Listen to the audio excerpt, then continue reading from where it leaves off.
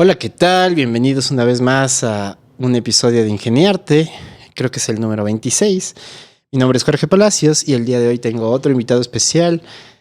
Sebas, bienvenido acá. De verdad, eres la inspiración de este programa y quiero como dar una premisa a esto.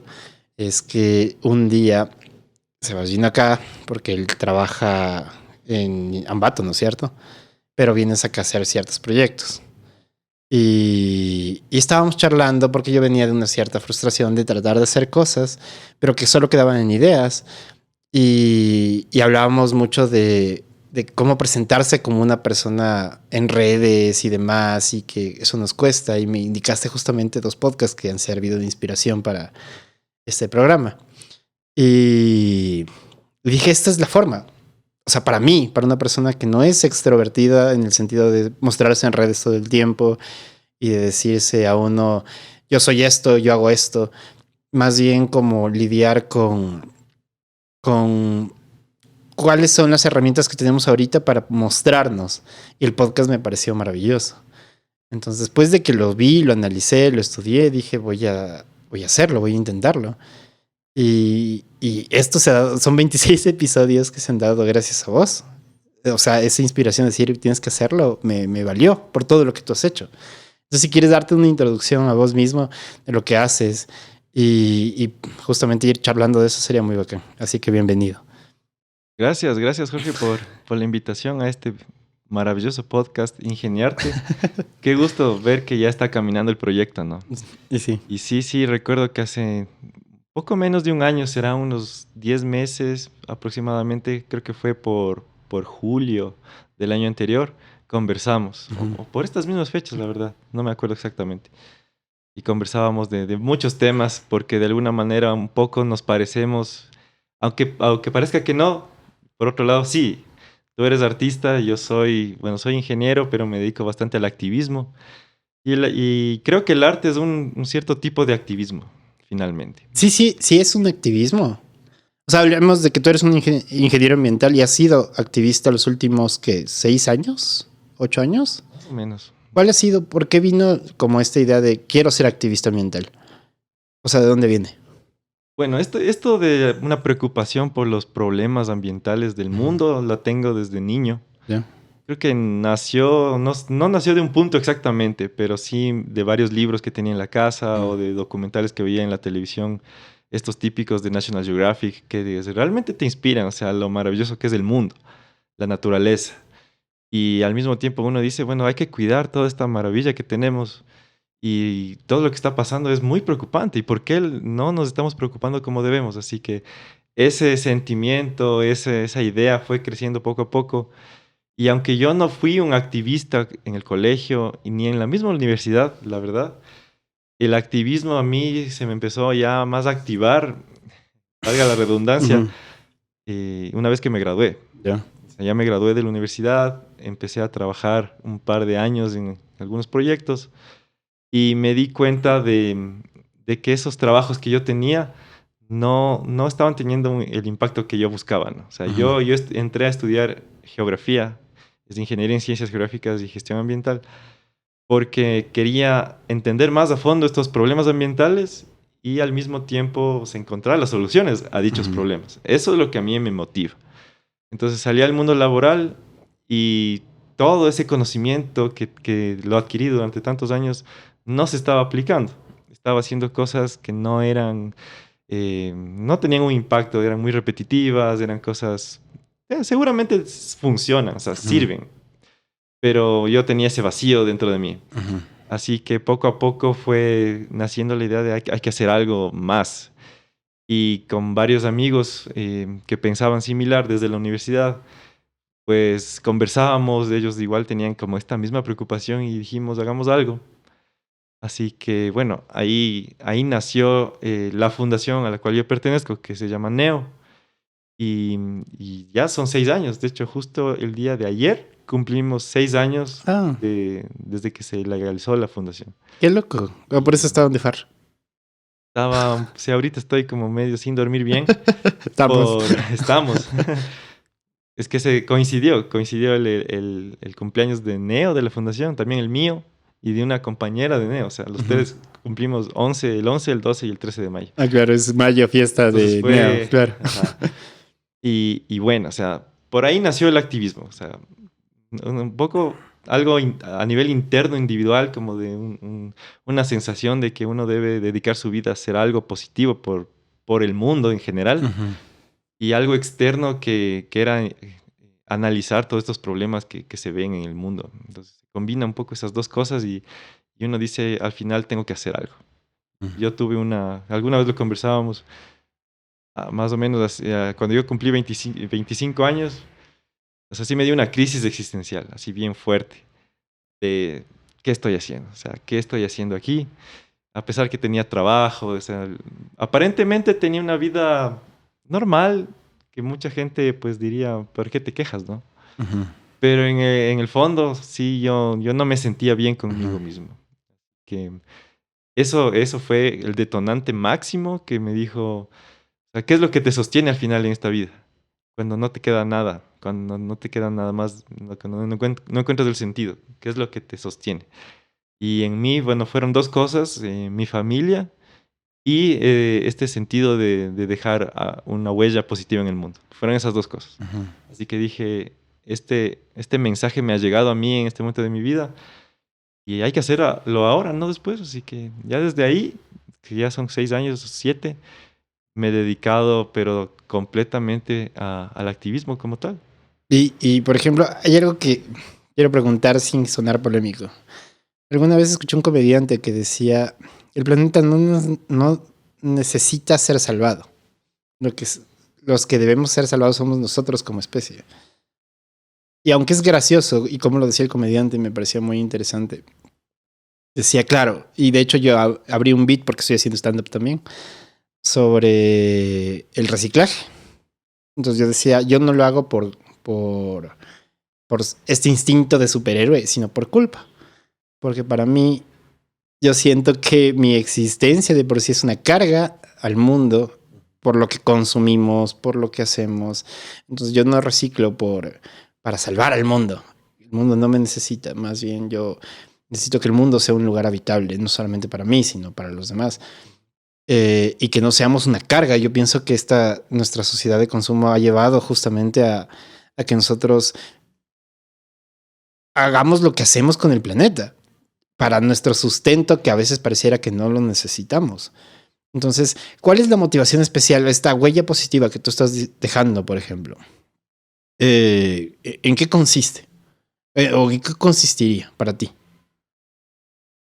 Bueno, empezando por la afirmación esta de que el mundo no nos necesita Ujú. y no necesita que lo salvemos, es ambigua y es Ujú. parcialmente cierta. Ujú. Obviamente la naturaleza seguirá su camino con o sin nosotros. Ujú. Nosotros somos un punto insignificante en todo ese camino de la evolución, por decirlo así de alguna manera.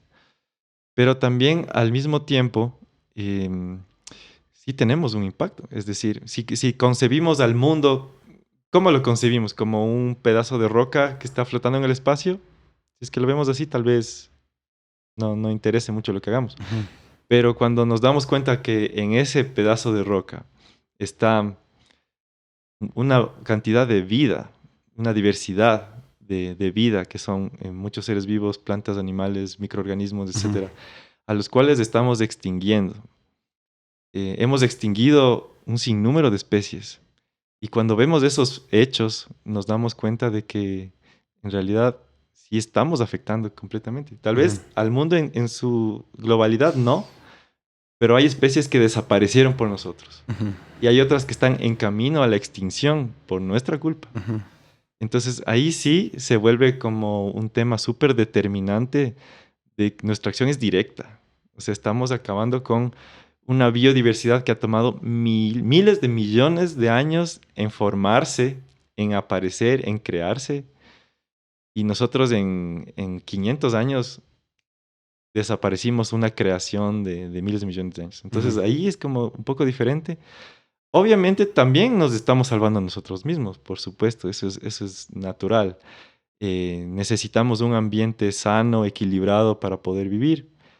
Y si vamos al mismo paso que estamos yendo, la verdad es que nos queda poco tiempo en el planeta. No es ser fatalista, No, no. es pura realidad y pura ciencia.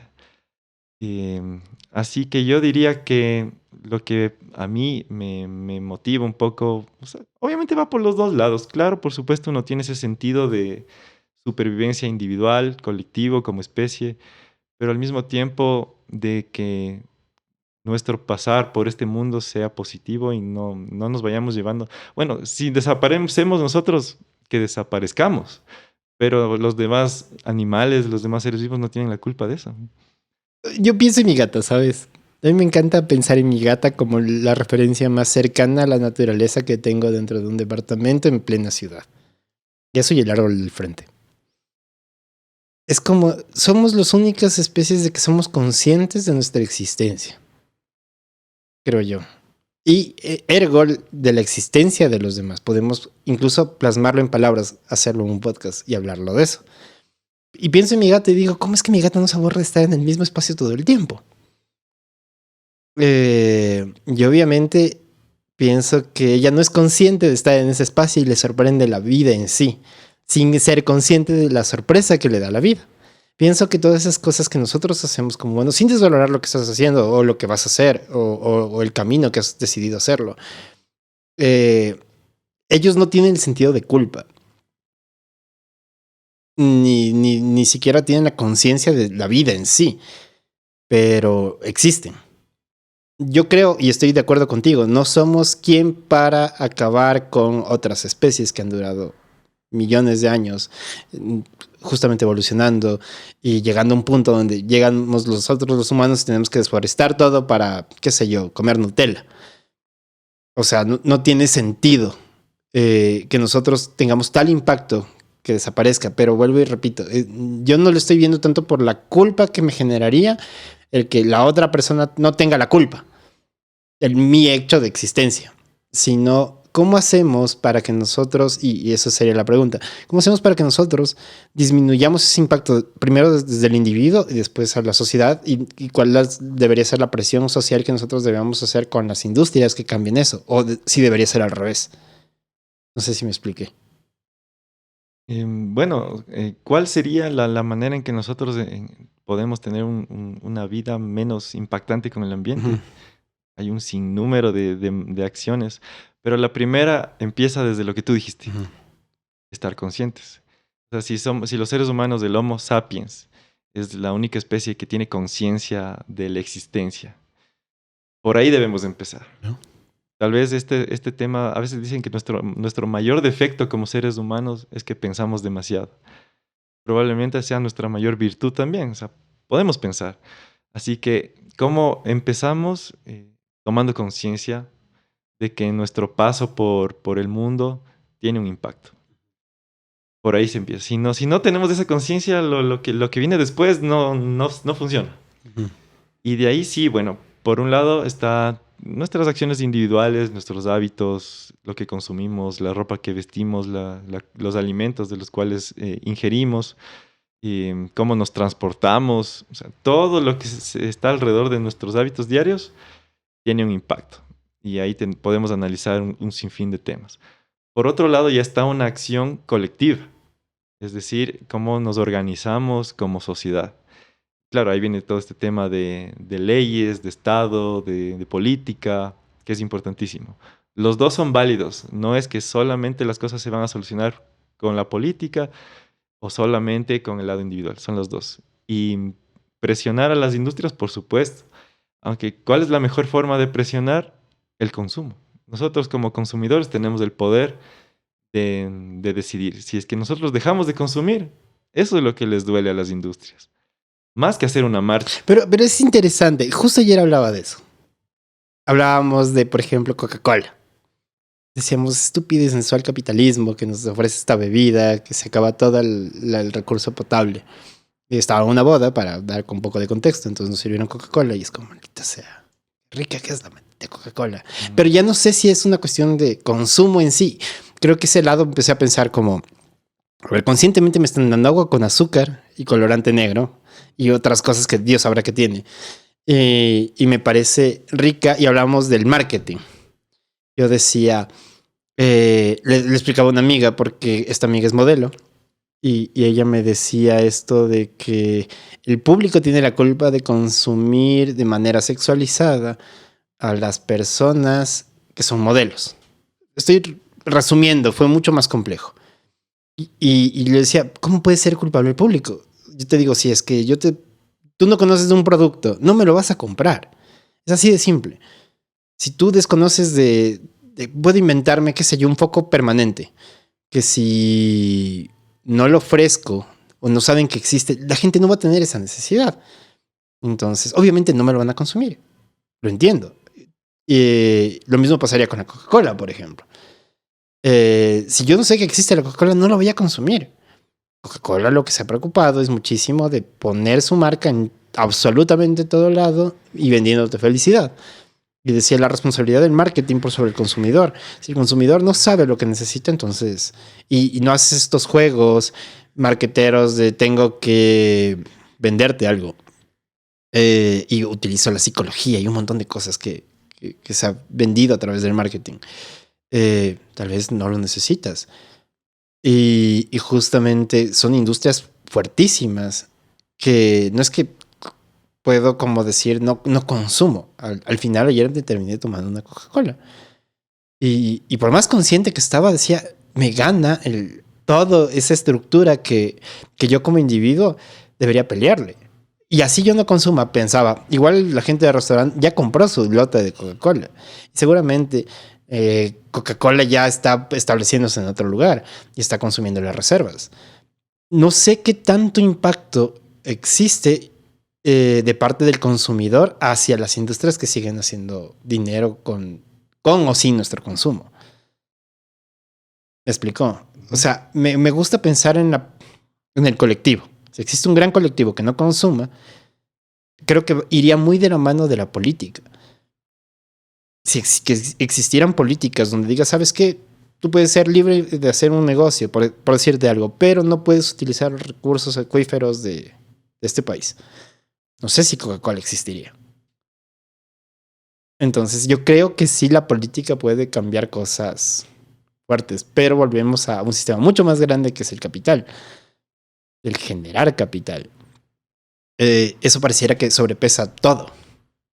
Es como si los políticos están dispuestos a tener, por ejemplo, el capital necesario, ya sea de su trabajo, entre comillas, que muchos no lo ejecutan, y eso se ha demostrado por intereses justamente del capital, donde sabes que no pases este proyecto de ley que nos van a joder a nosotros, lo has vivido tú justamente desde tu activismo. Entonces, tenerse que pelear con ese sistema o sea, al final termina siendo todo el sistema está mal. Y el consumidor, como individuo, dice, bueno, entonces me tomo una Coca-Cola y que sea problema de la generación futura. Yo sí creo que la política sería la herramienta necesaria para cambiar estas formas que están mal. Y presionar justamente a las industrias. Yo no sé por qué Coca-Cola necesita más dinero. O estas industrias que deforestan todo un sistema, un ecosistema, necesitan más dinero. Ya no me cabe en la cabeza. ¿Tú qué piensas al respecto? Pienso que la política es importante, es una de las acciones y de los caminos necesarios para cambiar la realidad. Y también la acción individual, como os digo. O sea, son las dos. No, yo no le quito importancia a ninguna de las dos. Obviamente uno dice, bueno, si yo no me compro esta Coca-Cola el día de hoy, ¿en qué le afecta a la industria? Pero la verdad es que Coca-Cola ha tenido que replantearse muchas cosas. O sea, ha recibido campañas súper fuertes. Obviamente las campañas ya son acción colectiva, ¿no? En las que ya el tema del plástico, o sea, se le ha tildado como una de las empresas que más contamina en el mundo. Entonces ya tiene ese estigma Coca-Cola sobre sus hombros. Uh-huh.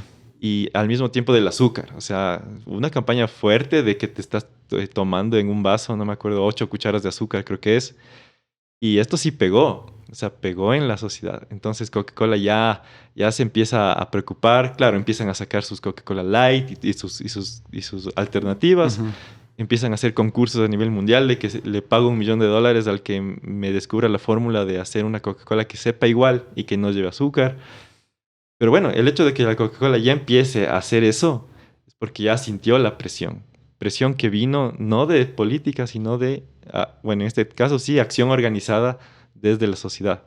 Por supuesto, las políticas tienen que venir a regular y decir, esto pueden hacer y esto no pueden hacer.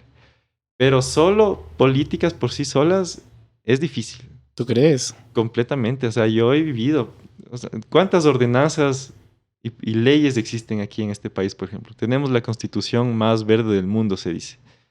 Pero ¿cuánto de eso se aplica? Entonces, las leyes están ahí. Ujú. Pero si no tienes una base social, cultural que las pueda recibir y aplicar, estás hablando de un papel muerto. Oye, es interesante porque hay una enajenación de parte del individuo y el colectivo que forma, por ejemplo, el Ecuador con respecto a la constitución, que no solamente es verde, o sea, se supone que también nos da seguridades desde constitucionales a todas las personas que nacieron ecuatorianos que no se ejecutan porque existe una enajenación a ese papel. Eh, ¿Cuánto sigue afectando, por ejemplo, al ambiente que no se respete eso? ¿Y cuánto se hace para hacer que se respete? Afecta un montón, porque obviamente si es que no se aplica todo lo que está ahí en la ley, quiere decir que el ambiente sigue siendo afectado. Y eso pasa en todos los niveles, Ujú. desde una parroquia, una ciudad con sus ordenanzas, una provincia, un país ya con sus leyes orgánicas de constitución, etcétera. A nivel regional y mundial tenemos tratados internacionales maravillosos. Este año, por ejemplo, en el 2 y 3 de junio ya se va a celebrar la cumbre de Estocolmo, en donde igual nuevamente los países del mundo se van a reunir para hablar de proteger el planeta y todo. Si es que esos tratados internacionales, que son como lo máximo a nivel mundial, se cumplieran, pues no estaríamos hablando de cambio climático ni de tantos problemas. Pero, entonces, pero no está haciendo una cohesión social. O sea, existe esas reuniones lindas y todo lo que quieras, pero no, no calan en la gente. Es que, claro, no calen la gente, o tal vez en ciertos grupos sí, pero los principales grupos de poder son los que no toman acción. O sea, por ejemplo, todos esos tratados mundiales a nivel ambiental son firmados por la mayoría de países. Llega Estados Unidos, llega China y dicen, yo no voy a firmar eso. Y nadie les puede decir nada. Las Naciones Unidas, ¿qué pueden hacer ante eso? Entonces, la cuestión es que el tema es mucho más complejo. Ahora, de todas maneras, hay que seguir haciéndolo. Ujú. Yo, digamos, por muchos años también criticaba estas cumbres, por ejemplo. Decía, ¿para qué gastamos tanto dinero en una cumbre más? Pero me di cuenta de que son necesarias. ¿Por qué? Porque los seres humanos somos seres complejos. Y mucho más quienes están en el poder, que no se mueven por convicciones, se mueven por intereses. Y a ellos, ¿cuál es la forma de lograr que ellos de alguna manera apliquen esto? Creas eventos a través del marketing, que ellos quieren ir a estos eventos porque quieren tomarse la foto. Ya, yo sé que es lo más bajo, pero así les logras atraer. O sea, con certificaciones, no sé, con que salgan con su discurso perfecto. O sea, tienes que darles de eso, pero de esa manera mismo les vas enganchando para que vayan aplicando lo que tienen que hacer poco a poco.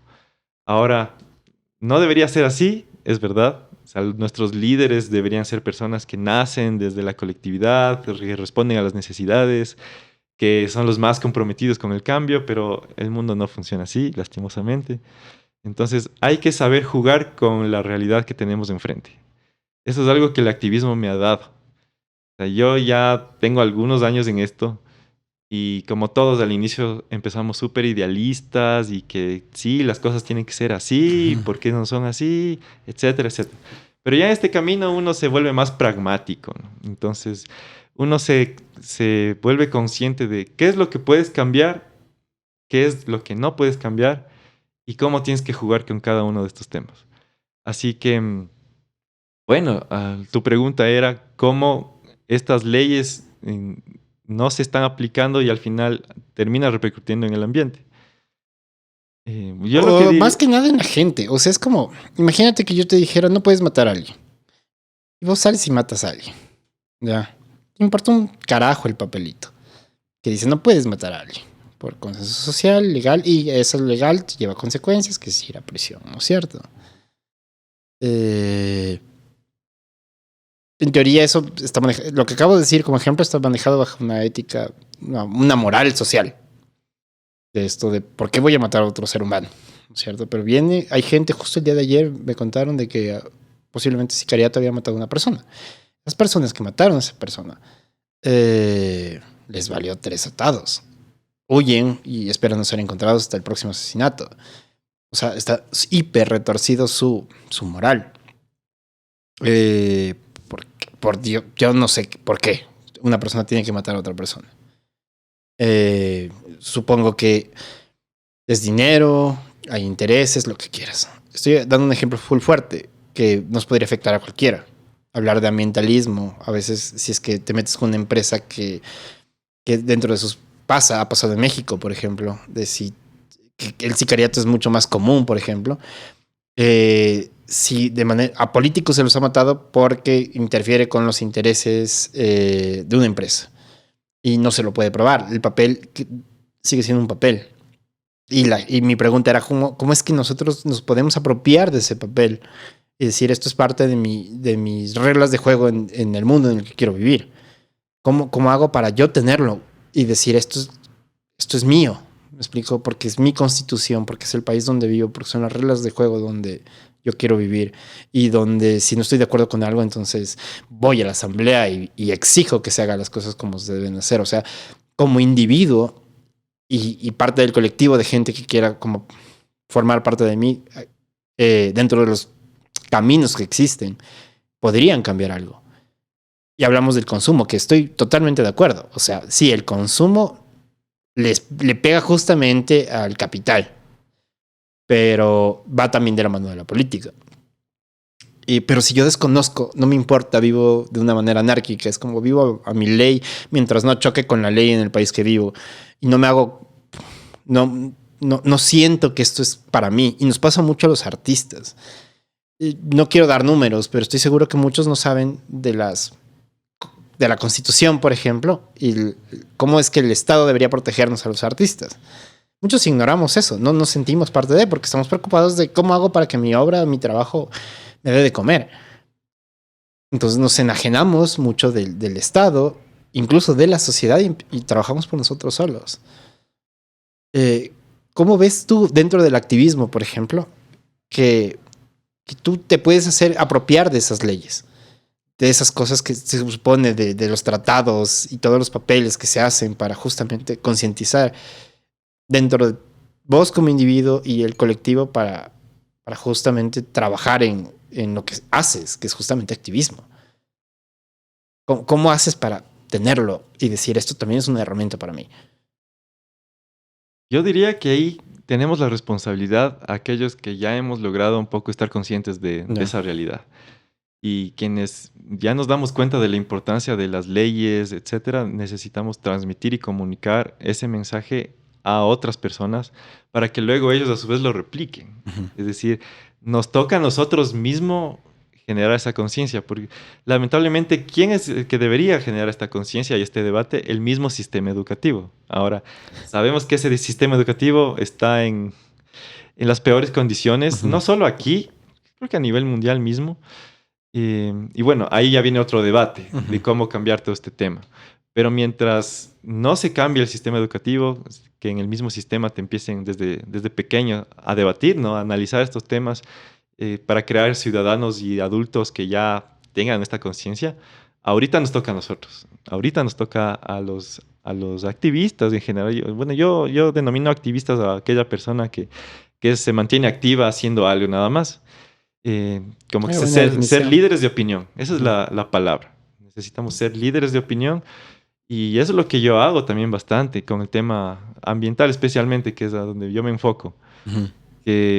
Hablo con la gente, ¿no? Hablo con otros activistas, con colectivos y les digo, miren, o sea, tenemos estas leyes, estas ordenanzas a nivel local, por ejemplo, están mal, están bien, se necesitan aplicar, hay vacíos legales, necesitamos construir nuevas leyes. Y bueno, yo veo como realmente esa acción que yo tomo sí repercute. O sea, la gente dice, claro, tienes razón. Y luego ellos ya empiezan también a replicarlo. Entonces es como convertirnos en líderes de opinión em, y replicar eso, es incentivar a que los demás lo hagan. Ahora, si es que en algún momento podamos, digamos, alguien se anima a estar en alguna instancia de gobierno, tomar las riendas y decir, a ver, sistema educativo, cambiémoslo. Porque de ahí nace todo, pero yo sí soy fiel creyente de que la educación transforma la sociedad, pero eso sí es algo complejo. Y lo otro es que las leyes, para que no sean solo un papel, es porque son construidas desde arriba hacia abajo. O sea, nos sentamos tres que nos creemos los expertos en un escritorio, decimos, ok, así debe funcionar la sociedad, pum, firma, se aprueba. Entonces, claro, para la gente eso es un papel porque no tienen idea de lo que pasa. Las leyes deben construirse desde abajo, porque cuando la gente pone sus ideas, sus reflexiones, sus necesidades en el papel, se empoderan, porque ellos lo hicieron. Es como que si tú, o sea, tú quieres a tu hijo, no al que otro te dijo, toma, adóptale. Claro, No. claro. Entonces, un proceso participativo también, eso nace desde todo un sistema político que no quiere que participemos y por el momento nos toca a nosotros liderarlo. Y estás viendo como resultados. O sea, lo que has hecho, Neo, en 6 años, por ejemplo. ¿Cuáles son los resultados que has visto? O sea, puede ser desde el mínimo hasta el más macro. O sea, yo a vos te admiro porque has seguido siendo activista y te vi dando un speech que está en tu canal de YouTube, por ejemplo.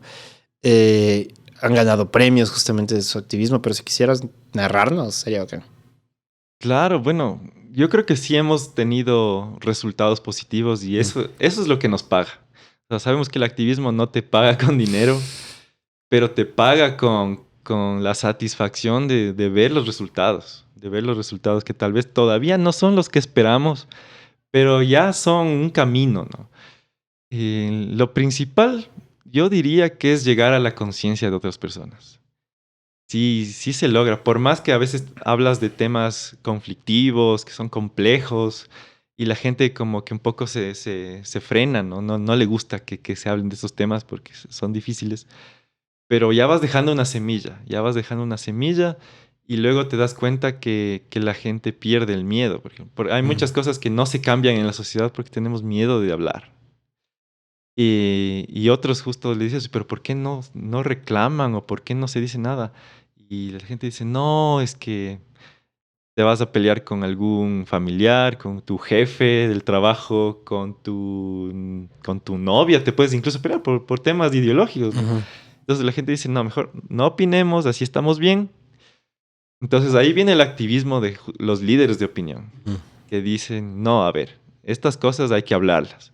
Y cuando tú lo dices, ayudas a que otros vayan perdiendo el miedo, porque te escuchan a ti. O sea, es como que uno ponerse al frente para recibir las balas o los piedrazos. Al final es eso, ¿no? O sea, Claro. tú te pones al frente a liderar una opinión y sabes que te van a caer a ti. Y uno debe estar dispuesto a recibir los golpes, pero esos golpes que tú recibes hacen que el camino para los que vienen detrás sea más fácil. Porque a ellos ya no les van a pegar tanto y ellos también se empoderan. Y es bacán cuando tú tienes un empoderamiento de una causa social, por ejemplo, o una causa, una lucha. Porque sabes a lo que te tienes. No sé si tú haces este ejercicio de ser antagonista de ti mismo. ¿Sí? Me cuestiono, por un lado, todo lo que pienso, todo lo que digo. O sea, soy el primero como que me paro frente al espejo, figurativamente, y digo, a ver, todas estas ideas que yo estoy profesando, que estoy pensando, ¿están bien? Incluso las que más convencido estoy, en realidad me trato de cuestionar. Y claro, ha habido ciertas veces en que digo, probablemente deba cambiar algo, pero al mismo tiempo también hay veces en que digo, no, sí estoy en lo correcto. Entonces, si uno sabe qué es lo correcto, uno tiene la responsabilidad y la obligación de defenderlo. Al menos eso es lo que yo siento. Eso está muy bacán. O sea, pensar que... Me gusta la... Alguna vez hablamos con mi novia de la palabra responder. La responsabilidad viene de la palabra responder. ¿Cómo respondo frente a cualquier cosa? Y a veces a mí me gusta todo el tiempo generarme antagonismo a mí mismo. Me ayuda en las conversaciones. Es como, ¿cómo puedo ser antagónico bajo tu punto? Y generarme esa estructura, pero decir, mis convicciones van por otro lado. Justamente creo que a nosotros nos falta convicción muchas veces. Muchas veces esa falta de convicción viene desde la ignorancia. Si no conozco algo de lo que estoy convencido, obviamente no voy a estar convencido de eso. Pero cuando tú tienes una lucha, una causa, y estás convencido de que esa causa va a generar un impacto, una huella o lo que sea, hacer este ejercicio antagónico, acolita que blindes tu pensamiento y digas, sí, pero existen estas cosas o esta persona puede generar esta idea, generar justamente una síntesis de la antítesis y de la tesis y seguir creciendo. Me gustó mucho lo que acabas de decir, como hablarlo. Como volví a la pregunta, ¿qué nomás ha hecho Neo en esos 6 años de trabajo? ¿Y cómo ha sido como el trabajo con tus amigos? Y si han habido como discusiones dentro del trabajo. Desde que empezamos con Neo, tuvimos muchas discusiones, conversaciones, ideas diferentes. Y eso es lo que le hace rico, digamos, al tema y le hace fuerte a cualquier organización, la diversidad. Creo que cuando tú tienes una organización, un grupo de personas que piensan exactamente igual, ahí hay un problema. Cámara de eco. Sí, cámara de Claro. eco, o sea, realmente se convierte ya en fanatismo también. Claro. O sea, quiere decir que hay un líder especialmente que tiene borreguitos, Sí. sea de lo que sea. Es necesario que siempre exista diversidad de opiniones. Obviamente va a haber una línea, ¿no? Claro. O sea, es como que todos estamos en esta línea, pero dentro de ese objetivo macro tenemos visiones diferentes. Y eso en Neo es muy evidente hasta ahora. Tenemos diferentes posturas sobre varios temas. Y así empezó y de esa conversación de temas se fueron transformando en proyectos. Empezamos haciendo cosas pequeñas. Me acuerdo la primera actividad que hicimos fue una rifa. O sea, hicimos una rifa, dijimos, a ver, vamos a hacer una reforestación, pero para obtener el dinero para comprar las plantas, vamos a hacer una rifa. Entonces organizamos y rifábamos una mochila con paneles solares, me acuerdo, teníamos también un GPS y una computadora, eran buenos premios. Oye, sí. Y salimos a vender, o sea, salimos a la calle a vender los tickets. Y bueno, nos fue bien, ya con voluntarios. Luego, cada vez, o sea, tenemos una filosofía en Neo. Cada proyecto siguiente debe ser más grande. Entonces empezamos a hacer otros temas en esa reforestación se hizo en un lugar que se llama Tambo Cóndor, que está cerca de la Antisana, donde es un hábitat importante para el cóndor andino. Ujú.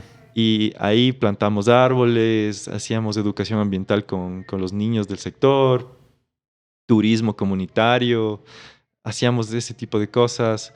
Luego también empezamos a hacer un poco más el tema de divulgación de ciencia. Entonces luego continuamos ya con otros proyectos relacionados a la divulgación de ciencia. Organizábamos talleres de ciencia, al menos 2 al mes o 1 al mes mínimo, aquí en convenio con CIESPAL. Llamábamos a la gente a que asista a los talleres, cobrábamos un valor para recaudar fondos Mm. y nos fue bien también por ese lado. Luego nos movimos un poco al tema de fauna urbana, es un tema que siempre nos preocupó de los animales en la calle. Teníamos un proyecto que se llamaba Mapeando Patitas. Ah, el proyecto Piano Patitas, que fue muy lindo. Sí, sí, fue bastante famoso ese proyecto. Tenía el objetivo de recoger datos georreferenciados de animales, básicamente hacer censos, Ujú. saber en una determinada parroquia o barrio cuántos animales, cuántos perros, en este caso era para perros, existen, ¿no? Y dentro de eso se sacaban estadísticas, tantos machos, tantas hembras, de tales edades, etcétera, etcétera. ¿Cuál era el fin de esto? Tenía dos objetivos. Uno, el tema educativo, ¿no? Que en una parroquia, en un lugar, tú le dices a la gente, mira, aquí hay 150 perros callejeros. Y eso ya, ponerlo en números hace que la gente se dé cuenta. Porque como que son invisibles, ¿no? Están es algo cotidiano que tenemos aquí, lastimosamente. Y la gente dice, sí, sí, hay animales en la calle. Pero luego les pones de la estadística y les dices, son 150. O, porque eran más o menos 150 en Pintag. Y va, la gente dice, sí, sí. Entonces, sensibilizas, educas, al mismo tiempo que haces el tema participativo, los mismos voluntarios también, o sea, se van educando, van comprendiendo. Y por otro lado era tener estadísticas que les puedes pasar a organizaciones, a fundaciones que ellos hagan campañas más efectivas de esterilización, de desparasitación, vacunación, etcétera.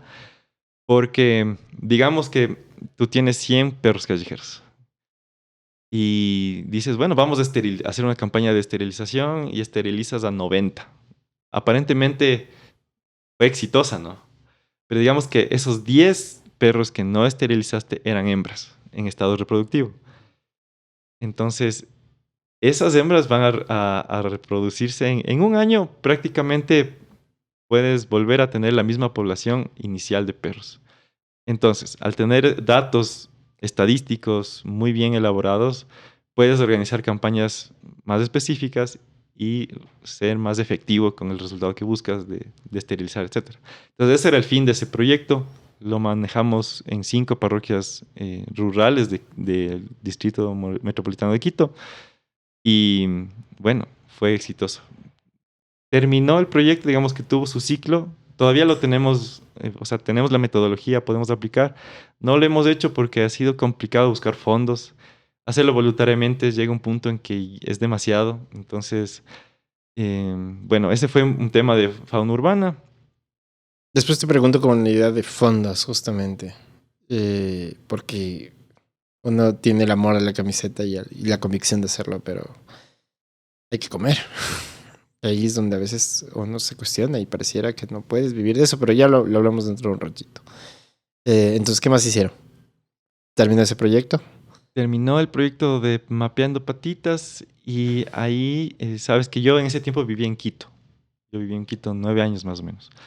Entonces ahí por diferentes motivos, bueno, yo trabajaba en una empresa, teníamos Neo, bueno, siempre ha sido como algo que lo manejamos paralelamente a nuestros trabajos regulares. Uh-huh. Yo trabajaba en una consultora ambiental y en ese tiempo terminé ya de trabajar en esta consultora ambiental y yo tenía esta idea de regresar a Ambato porque es mi ciudad natal. Entonces, bueno, pasó todo y dije, me voy para Ambato. Entonces, como me fui para Ambato, también dije, bueno, podemos empezar a hacer cosas en Ambato, con proyectos. Uh-huh. Así que nos movimos por allá, hicimos, siempre con alianzas, durante un tiempo un tema de riesgos naturales. Uh-huh. En Ambato es una ciudad que se destruyó completamente con el terremoto del 49 y es algo que sí nos afecta. Entonces, hicimos una alianza con la Universidad Técnica de Ambato, organizamos una exposición sobre ciencia, historia y arte, tenía arte, para sensibilizar sobre el tema de los riesgos y empezamos a movernos por allá. El tema de riesgos naturales fue algo concreto que no duró mucho, pero tuvo su impacto. Y luego nos metimos ya al tema de movilidad sostenible. Ese es uno de los temas que más fuerza le hemos dado, igual en Ambato, en conjunto con la GIZ, con Grupo Faro. Y ese es un tema bastante complejo, la verdad. Ahí ya empezamos, ya logramos también manejar ciertos fondos, entonces ya podemos entrar también al tema de los fondos. Uh-huh. Y algo que sirve bastante, nosotros como una fundación pequeña que está empezando, nos ha servido bastante formar alianzas con fundaciones más grandes. Por ejemplo, Grupo Faro, en este caso, uh-huh, una fundación que tiene su historia. O con estas agencias internacionales, ¿no? Como la GIZ, que es la Cooperación Técnica Alemana, y UNICEF. Estas agencias nos han ayudado con fondos. Ya nos han dado fondos. No han sido gigantes, pero ya te ayudan. O sea, puedes decir que puedes vivir haciendo lo que haces con el impacto que generas y que puedes sustentarte, ya sea comiendo con esos fondos. Con los que hemos recibido parcialmente. Yeah.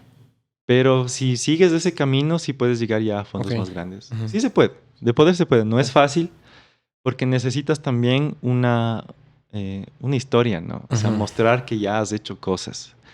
Claro, o sea, obviamente. De un día al otro creas... Claro, como voy a hacer una fundación que va a salvar a los perros de la calle. O sea, de buenas a primeras no funciona así.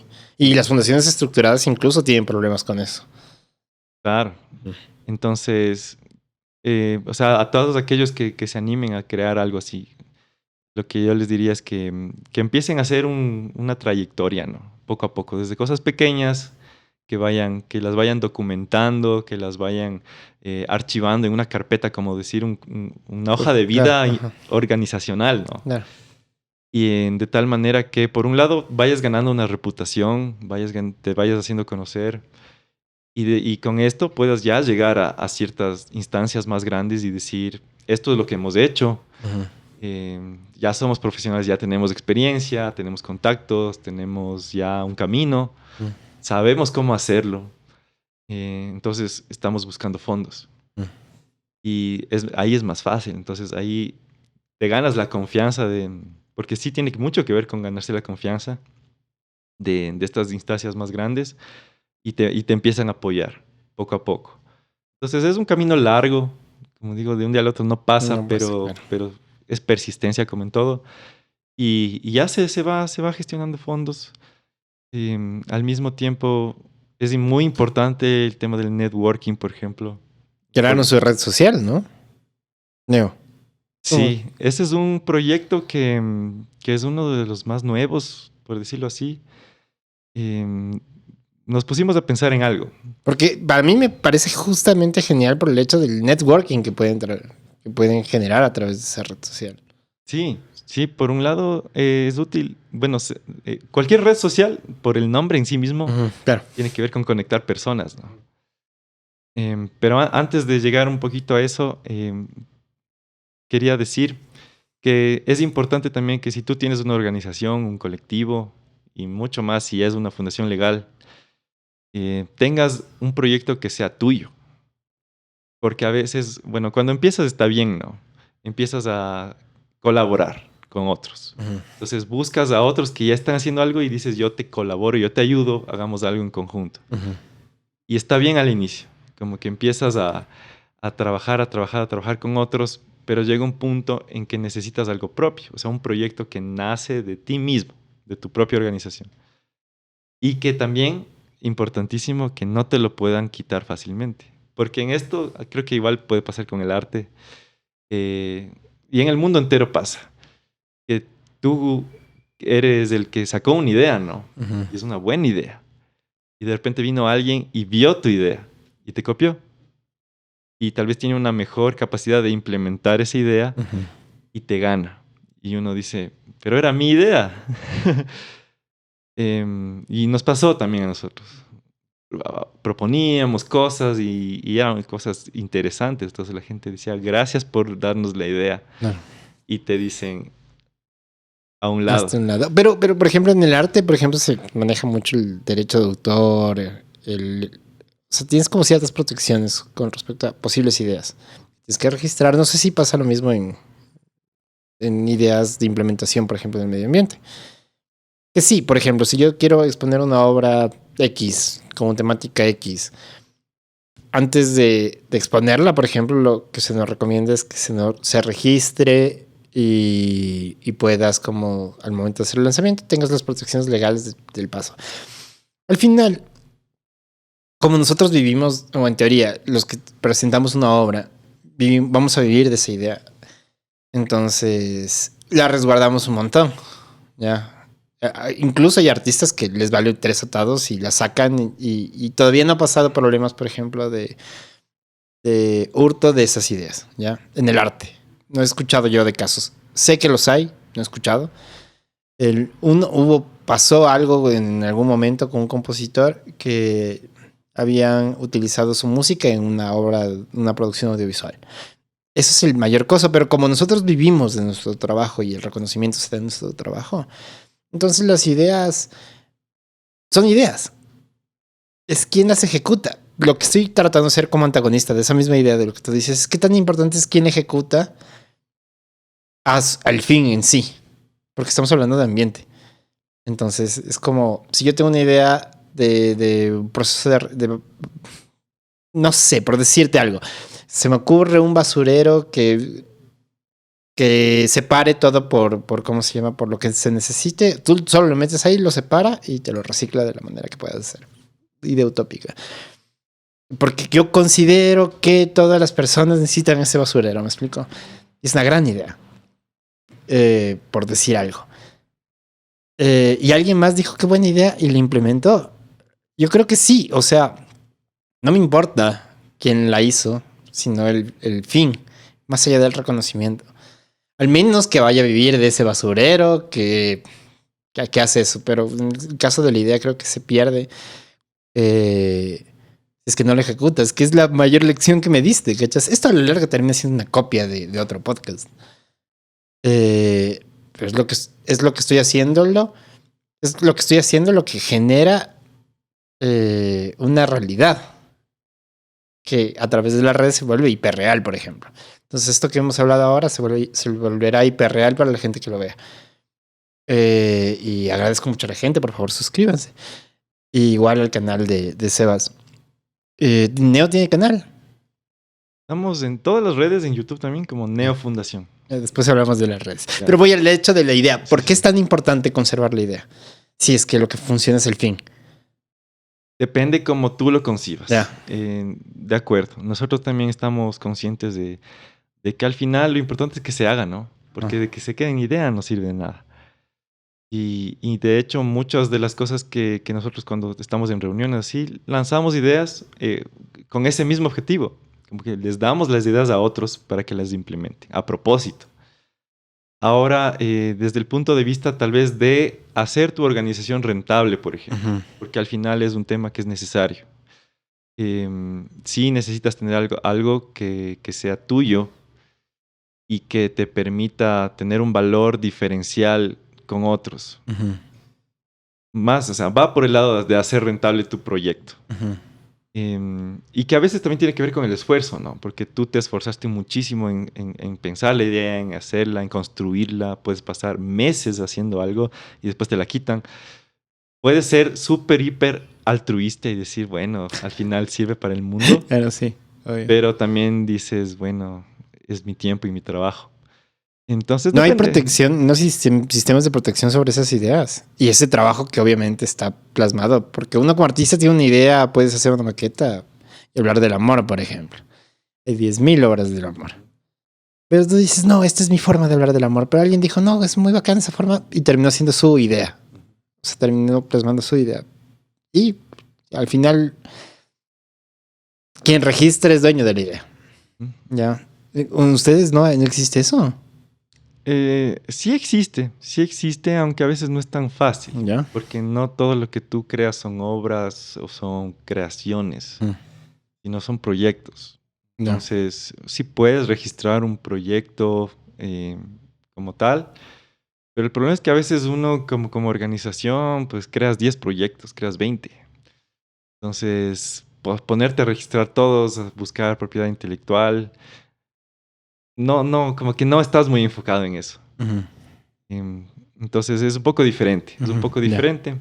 Más tiene que ver con un tema de quién lo hace y canalizar recursos, etcétera. Entonces, yo hablaba de todo este tema, o sea, ¿por qué vino esto a la conversación? Porque nosotros al inicio igual éramos mucho y full ideas, ¿no? Ideas y ya. Pero llegó un momento en que dijimos, creemos algo que no nos puedan copiar fácilmente. Y ahí fue cuando dijimos, creemos una aplicación móvil. Claro que te la pueden copiar, pero es un poco más difícil. Claro. Porque dices, bueno, hagamos un proyecto de reforestación. Ya, es fácil que te copien eso. Claro. Pero una aplicación móvil no. Entonces ahí es donde nació. Y bueno, ahí viene toda esta historia, que creamos una red social ambiental que se llama Neoplanet. Y bueno, ha sido un proceso largo también, que tuvimos que concursar, ganamos un pequeño premio, no fue muy grande, pero lo ganamos. Y ahí con más voluntad que otra cosa, con gente que cree en esto, pues lo hemos sacado adelante. Ya tenemos un prototipo que está para Android. Ya sacamos la página web también. O sea, para quienes tienen iPhone, pueden entrar Qué bueno. por el navegador web del celular. Y estamos mejorándole, ¿no? ¿Por qué nació esto también? O sea, una, por lo de nosotros crear algo propio. Otra, porque nosotros como fundación realmente hemos analizado muchos problemas ambientales del país, ¿no?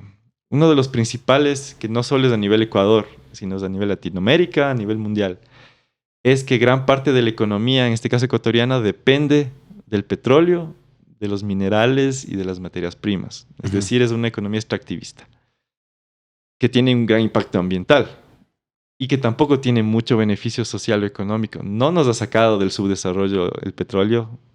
Fue la promesa desde los años 70, llevamos medio siglo explotando petróleo y no es que hayamos salido del subdesarrollo. Claro.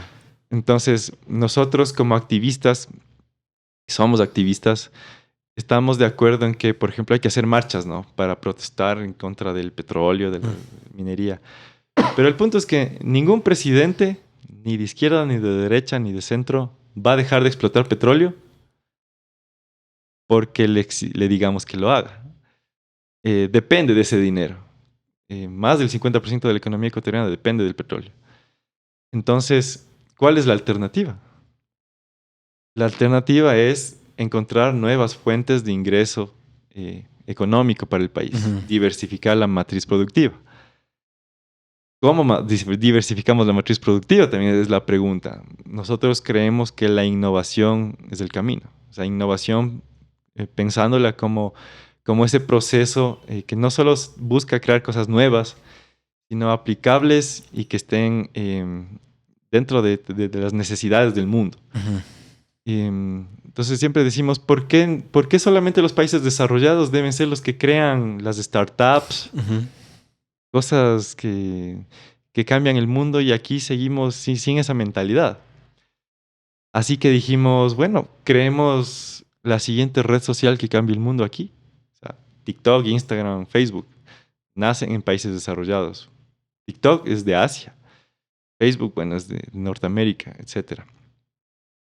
¿Por qué no en Ecuador pueden hacer la siguiente red social? Así que nos pusimos ese objetivo, estamos en camino, claro, todavía es un bebé, pero estamos ahí. Y lo que nosotros queremos es inspirar a no solo a activistas, sino a cualquier persona, a que, ecuatoriana especialmente, latinoamericana también, que se anime a crear sus propios proyectos innovadores. Algún día podemos tener un Silicon Valley ecuatoriano. ¿Por qué no? Yo sé que es difícil, no hay apoyo estatal, o sea, realmente es difícil, pero no nos vamos a quedar con esa excusa.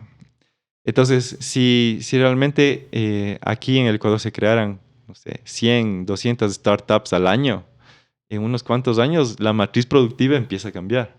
Y ahí sí podemos decir, cualquier gobierno de turno, dejen el petróleo a un lado, al menos córtenlo a la mitad, no duplíquenlo como ahora están haciendo. Pero, ¿por qué? Porque ya tienen ingresos de otras fuentes. Hay países como Japón o países como Taiwán que dependen, su economía depende de la innovación. O sea, exportan al mundo innovación y conocimiento. Pero aquí seguimos exportando, o sea, explotando al máximo los... Claro.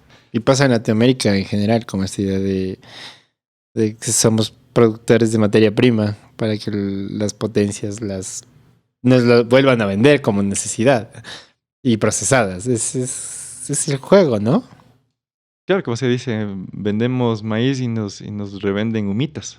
Claro, sí. O vendemos cacao y nos revenden chocolate. Bueno, este tema del chocolate sí ya bueno, se está cambiando. Claro. Eso, por ejemplo, es una startup muy buena. Que dices, ok, ya hemos sido reconocidos como el mejor chocolate del mundo. Ya es un cambio. Ya es bastante. Yo, por ejemplo, ahorita voy a conectar esta idea yo creo que el arte, para mí el arte, y eso es fundamental, y lo había pensado, es una frase que escuché en algún momento, donde el arte, para ser arte, no tiene que destruir nada. O sea, tiene que crear. Y sin destruir. Esa es para mí la premisa del arte. Si yo veo que el arte tiene que destruir, entonces para mí no es arte. Eres activista justamente de la tauromaquia. Y esto es en contra de las corridas de toros. Para mí, cuando me dicen es arte, voy a mi premisa. Para ser arte no tienes que destruir. Si tienes que acabar con la vida de un animal, para mí no es arte. Es necesario. Pero bueno, sin entrar en ese tema. Para mí el arte tiene esta cualidad de no destruir, sino de crear. Este programa se llama Ingeniarte porque el artista es ingeniero de su obra. Porque nosotros como artistas viene de muchas cosas, esto ya lo he hablado en el podcast, pero lo repito, es que el artista siempre ha sido como menospreciado porque no es un ingeniero. Ujú. Y nosotros también tenemos procesos creativos, no necesariamente es el mismo proceso para todos. Cada artista se las ingenia justamente para sacar su producto. Y cuando vemos de los países desarrollados, no quiero hacer de esto una ley porque no funciona así, es mucho más complejo, pero hemos desarrollado justamente esta habilidad del crear en sí a partir de una idea y empezamos a desarrollarlo hasta que genera un producto. Y en los países desarrollados ese producto se lo vende de una manera increíble, tanto que yo explicaba, por ejemplo, con una banda que me encanta que se llama Cultura Profética, que hace algunos años vino acá, 2018 vino acá, y decía, haciendo un cálculo muy breve de cómo esa banda que estaba en gira latinoamericana, que son como 18 músicos, y aparte todo su equipo técnico, cuando salen de gira, terminan, y nosotros pagando, por ejemplo, yo pagué una entrada de 80, dos entradas de $80.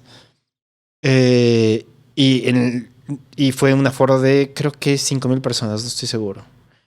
Haces un cálculo más o menos y decías, esta es la cantidad de dinero que la banda generó en una sola noche y que está haciéndolo en toda Latinoamérica y que es dinero que entra a su país.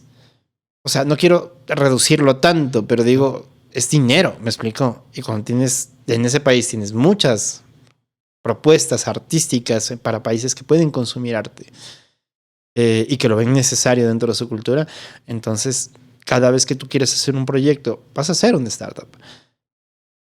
Que es con el arte, generalmente tiene que ver mucho con esta idea de, sabes que yo tengo una canción y creo que esto podría hablar de algo que refleja nuestra sociedad. Esta es otra premisa. Para mí el artista es el reflejo de su sociedad.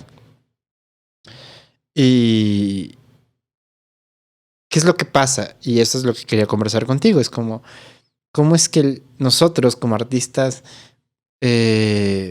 podemos tener como un acercamiento hacia la idea ambiental para tener contenido justamente de lo que poder hablar con el arte? Hace un rato hablaste de que hicieron esta exposición donde había arte incluido. ¿Cuál es el valor del artista o la función del artista dentro del activismo ambiental? ¿O cuál podría ser? No, no es una obligación, pero ¿cuál podría ser? Bueno, yo en general creo que el artista, no solo en el activismo ambiental, social, sino en la sociedad, tiene el rol, por un lado, de comunicar, ¿no? De transmitir un mensaje a través de su arte, Ujú. sea cual sea. Entonces, ahí está su arte, ¿no? En esa forma magistral de llegar con un mensaje a un receptor. Ujú. Entonces, el mensaje que desde el activismo ambiental queremos transmitir es el de conciencia, educación, cambio de hábitos, cambio de políticas, eh, reflexión, disrupción, etcétera. Que a veces, por ejemplo, lo podemos transmitir desde un punto de vista técnico, desde una charla científica, desde un proyecto, y el arte también puede ser ese camino, ¿no? O sea, es un camino para transmitir Mm. el mensaje Right. y muy efectivo. Cuando hicimos este proyecto, esta exposición, justamente lo hicimos así. Dijimos, a ver, es una exposición de ciencia, historia y arte. Entonces, era una casa, un lugar físico en el cual teníamos 3 salas grandes. Entonces, la sala de historia, entonces era netamente, teníamos un cuarto de audio, entonces tú te ponías unos audífonos y escuchabas los relatos de personas que vivieron el terremoto de Ambato. Tenías una sala sola llena de cuadros históricos Mm. de cómo fue la destrucción de este terremoto y todo. Esa era como la parte histórica. Mm. Tenías la parte de ciencia en donde teníamos, bueno, un sistema que detecta los sismos, que lo hicimos con el Instituto Geofísico. Entonces Ujú. podías ver y cómo se mide este tema. Tenías mapas técnicos, etcétera. Y la otra, que era la parte artística, que sí tenía pintura, o sea, trabajamos con artistas locales que justamente transmitieran, que es la idea era que transmitan el mensaje del terremoto y de los riesgos a través de sus obras. Era principalmente cuadros, o sea, pintura, pero también teníamos, por ejemplo, unos trajes de la fiesta de las flores y las frutas, que era vestimenta, la fiesta de las flores y las frutas en Ambato nace a partir del terremoto, o sea, es como revivamos a la ciudad. Teníamos algunas como obras un poco más visuales. Entonces, ¿a qué voy con esto? Que sabemos que el público es diverso, la sociedad es diversa. Entonces, hay personas a las cuales les va a llegar más la parte histórica. Entonces, a veces las personas un poco más mayores les interesaba eso, iban y veían las fotos y decían, ah, así era esta calle, aquí están unos familiares. Así. Entonces, se enganchaban por ahí. Tal vez los niños, digamos, tal vez se enganchaban más por la parte científica, les gustaba bastante. Y otro público, en cambio, se quedaba viendo la obra artística. Entonces, el arte ahí nos ayudó a llegar a un segmento de población en específico, Ya, a claro. concientizar, a sensibilizar, etc. Así que el rol del artista en el activismo ambiental es ese, o sea, de utilizar su arte para transmitir el mensaje. Es tan sencillo como eso. Y no solo en el tema ambiental, sino cualquiera de los temas. Interesante. O sea, certifica el hecho de que el artista es un comunicador después de todo. Desde mi punto de Ujú, vista es así. Pero un comunicador que, o sea, es que el arte comunica cosas que no puedes comunicar desde otra forma. claro. Comunica emociones, comunica algo, a veces temas subjetivos que la ciencia no puede.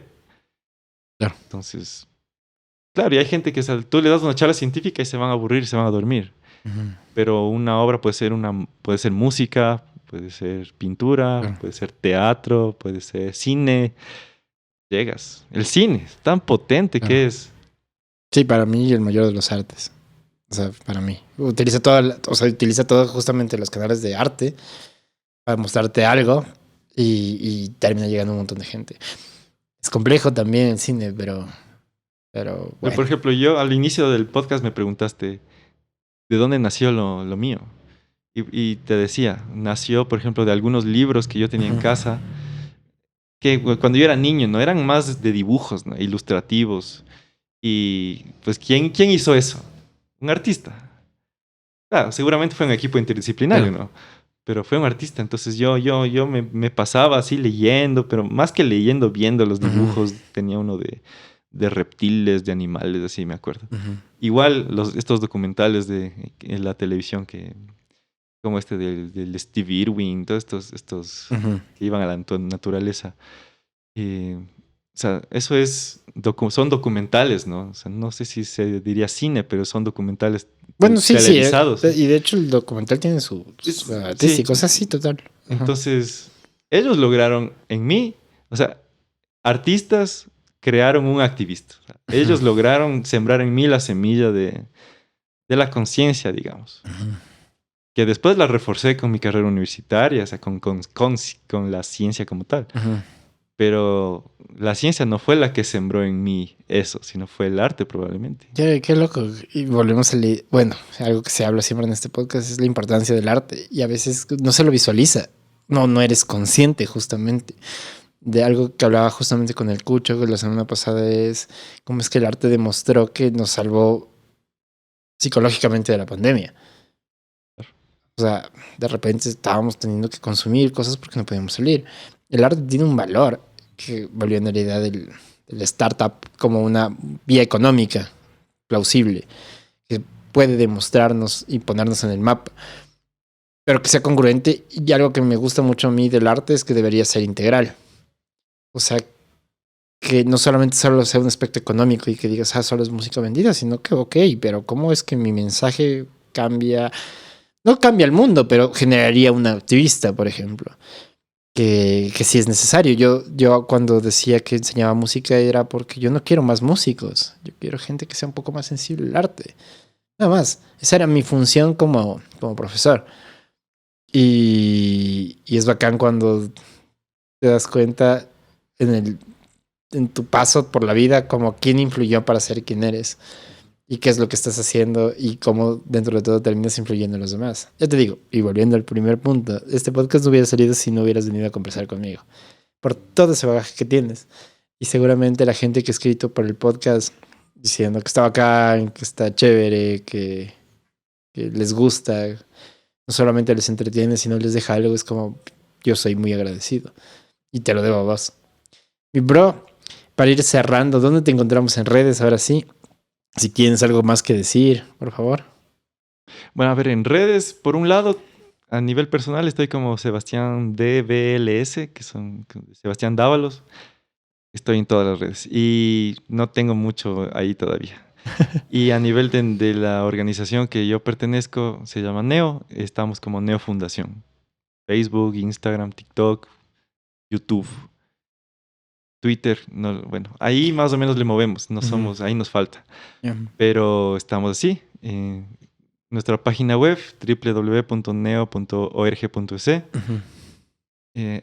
Si entran a la página web, de ahí van a poder descargarse la app o directamente en Google Play, que estamos como Neoplanet, la primera red social ambiental del mundo.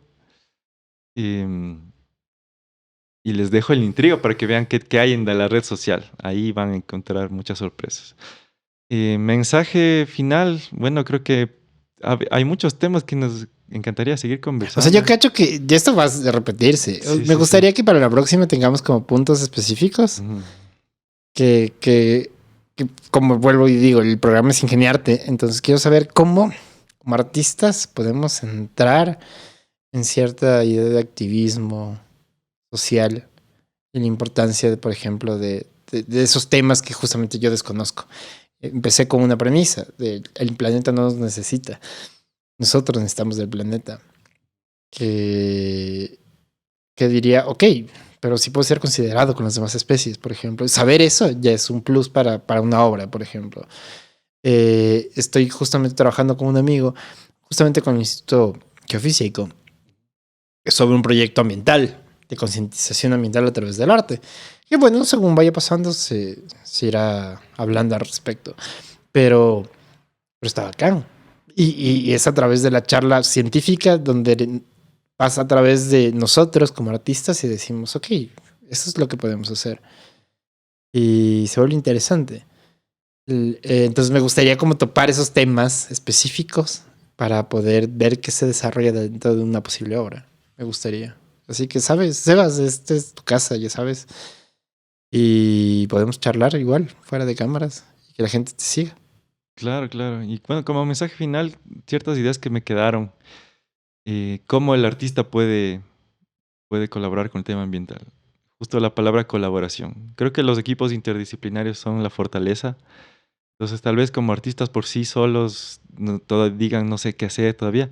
Bueno, pero pueden aliarse con otras personas que sí lo hacen y en conjunto crear proyectos súper potentes. La otra es recordar que para mí un artista es un activista por el arte. Porque yo creo que un artista, o sea, no está metido en el tema artístico porque sepa que se va a hacer millonario. O sea, no está por eso. Son ciertas excepciones las que lo logran. Está por su amor y su convencimiento al arte y a lo que el arte genera. Entonces es un activismo, porque hay una convicción. Es como que yo no estoy en este tema ambiental porque quiero hacer dinero, porque yo sé que eso no es. Estoy porque estoy enamorado y estoy convencido de que debo hacer eso. O sea, va conmigo. Entonces el artista es un activista por el arte para mí. Y ahí es donde hay un punto en común con otros activismos y van a tener mucho de qué conversar. Claro. Y mensaje final, simplemente a no darse por vencido, sacar adelante las ideas, luchar, la persistencia es la clave. No pelearse con el mundo, sino jugar con él. Y pues es necesario en este mundo saber vender el arte también, saber vender el activismo para monetizarlo, no porque ese sea el fin, sino porque es una forma de tener más impacto. Poder vivir de esto. Producto que no se muestra no se vende. Claro. Y eso es lo que hay que hacer con el arte y con el activismo. Loco. Así que les dejo con ese mensaje final. Ok, me da para gracias ¿no? nuevamente, Jorge, por la invitación. Qué bueno que de una plática que tuvimos hace un año nació esto. Seguramente de aquí en un año podamos volver a conversar o antes. y ver resultados más grandes de tanto de este proyecto, de los otros que tú tienes, también de los que estamos haciendo nosotros, y ver cómo vamos avanzando en cada uno de nuestros caminos. Me gusta pensar justamente esto. Siempre a todos estoy diciendo como quiero la segunda parte y me ansío la segunda parte porque sé que va a venir cambios. Entonces estoy ansioso por ver qué cambios existen. Y no había caído en cuenta de que casi es un año de que viniste acá y charlamos y me contaste mírate estos podcasts. Y terminó siendo una forma de vida.